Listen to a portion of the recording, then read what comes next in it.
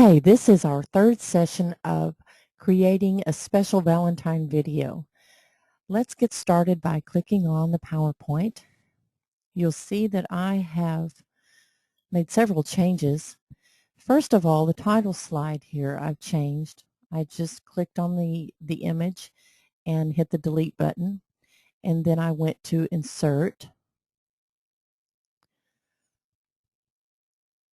Online Pictures, and I chose the keyword Rose, and I found this beautiful slide or photo here to put as a slide, and then I added this text here by clicking on the Insert Word Art.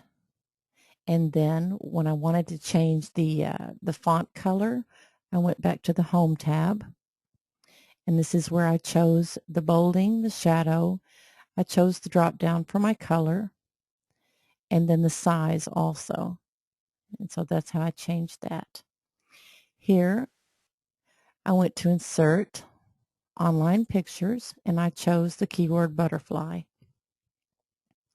Once I had it, I went over to my picture tools. I chose to remove the background, and then I resized it. Let's move to slide 2. Here I added an additional animation, which is the fly out. I had it rise out of the slide, and if I click on the animations, you can see that I caused it to rise up and out of the slide so that it clears the slide. Let me click on the animation pane, and let's play this whole slide. Here we drop in, our text swivels, we have a little teeter, and then it rises out. Okay. The only change that I made on slide 3 is that I increased the font size here. I felt like it was a little bit bare, so I increased the font size. And then also, let me click on this play all. You can see the additional animations that I gave it, the motions. Let's see here. Love swivels. The text flies in, and then it turns. No more blinking on the text. The leaves drop in. The last one swivels. Okay, and that's it for that slide. If you get your animations out of order, where just say for instance I had my text fly in first, and then the big love graphic was here, and I didn't want it to be there, all I would do is click on, let's say, the love graphic, and you can see here it's already in the top. But if it were on the bottom, we could reorder it by clicking these up and down tabs to put it higher up on the order or lower. So that's how we do that. Then over here in slide 4, our session just wouldn't be complete if we didn't include a beautiful colored couple. So I've added a graphic in here, and what I did here, let's see, on the picture tools, I went over here to the picture styles to the picture frame.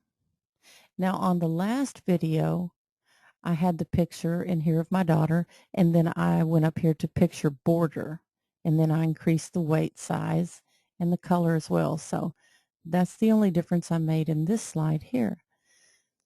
And then in slide 5, I changed the font color to match the paint back here of this couple. And let me play this slide here. You can see it's essentially the same. I just changed the couple and the color on the floating letter, and it flies out just the same.